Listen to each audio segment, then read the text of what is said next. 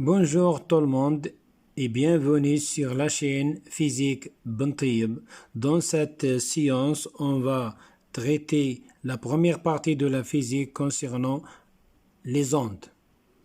On va commencer par les ondes mécaniques progressives et périodiques, dans laquelle on va corriger des exercices type bac. On va commencer par le premier exercice d'examen 2009, sciences physiques. Les vents créent dans les hautes mers des vagues qui se propagent vers les côtes. L'objectif de cet exercice est d'étudier le mouvement de ces vagues.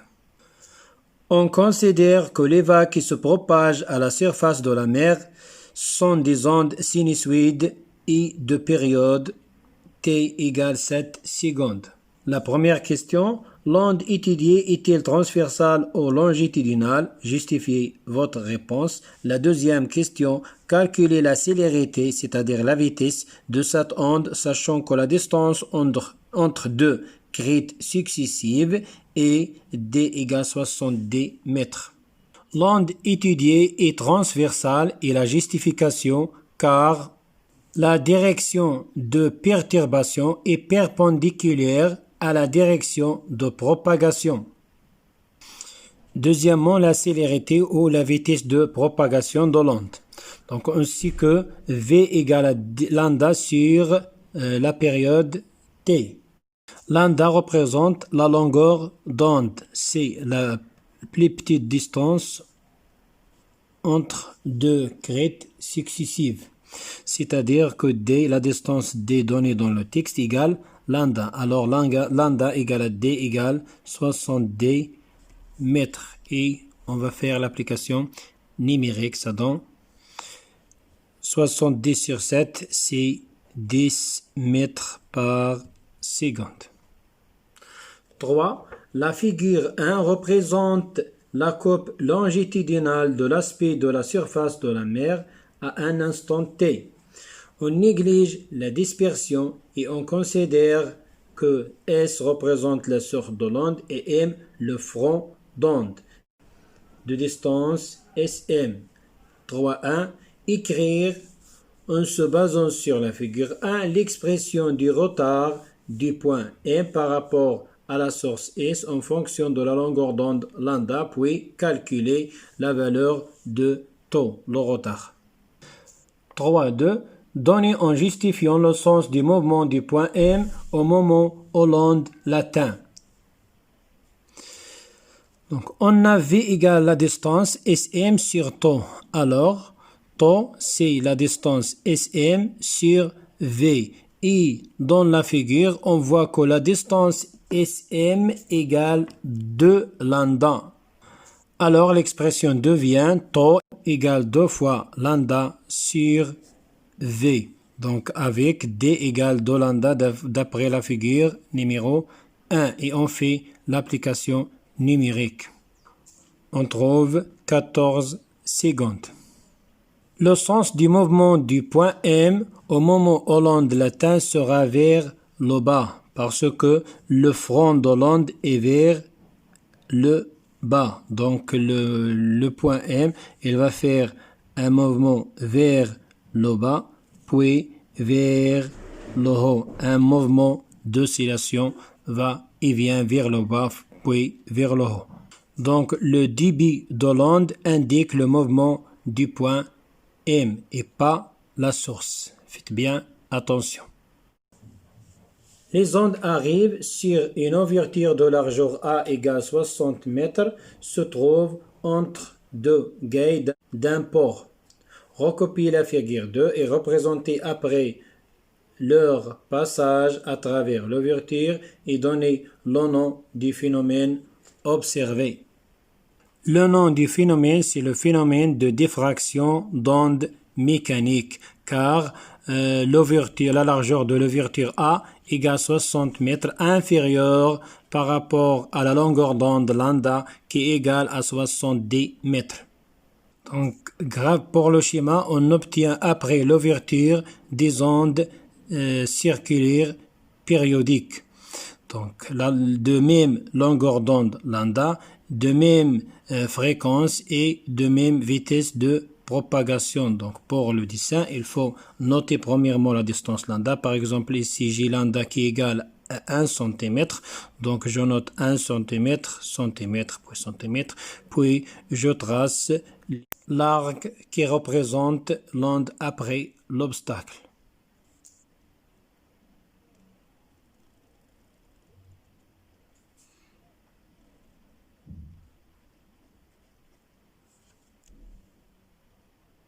Dans le deuxième exercice, on va étudier les ondes ultrasonores. Les ondes ultrasonores sont des ondes mécaniques qui peuvent se propager dans des milieux différents. Ils engendrent, dans des conditions bien définies, certains phénomènes physiques. Pour déterminer la célérité d'une onde ultrasonore de fréquence n dans deux milieux différents, on utilise un dispositif constitué d'un émetteur E et d'un récepteur R fixé aux extrémités d'un tube. E et R sont reliés à un oscilloscope. On a des données, distance émetteur-récepteur égale à 1 mètre, la fréquence n égale 40 kHz. La première question, l'onde ultrasonore est-elle une onde longitudinale ou transversale? La réponse, c'est une onde longitudinale. Soit l'onde sonore ou ultrasonore, ce sont des ondes longitudinales. Question 2. On remplit le tube par de l'eau. L'oscilloscope ci-contre représente le signal émis par E et celui reçu par R.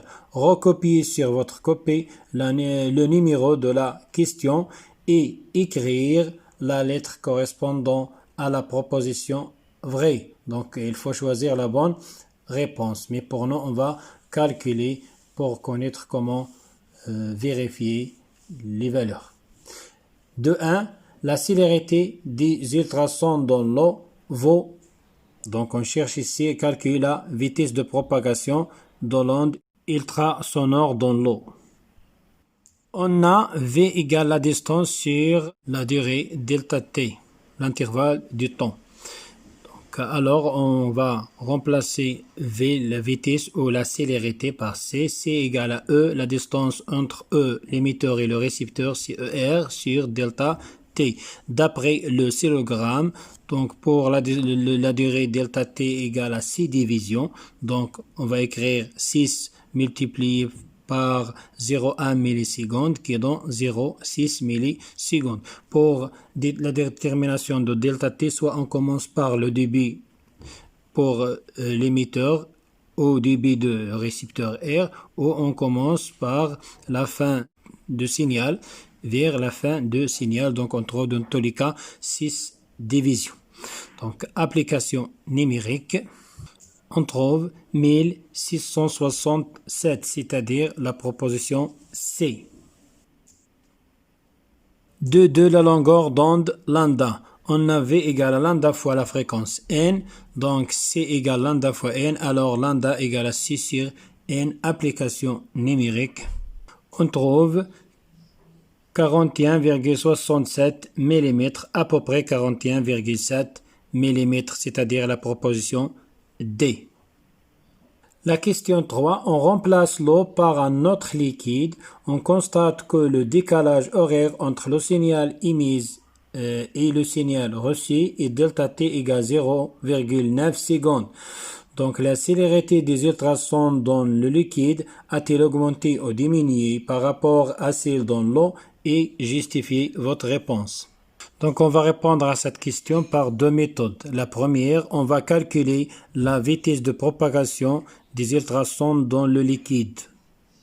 Donc on a V' égale à D sur delta T'. Je vais la noter delta T' pour faire la différence entre la première et la deuxième delta T. Ou vous pouvez pour la première noter delta T' ou delta T1 et la deuxième on laisse delta T.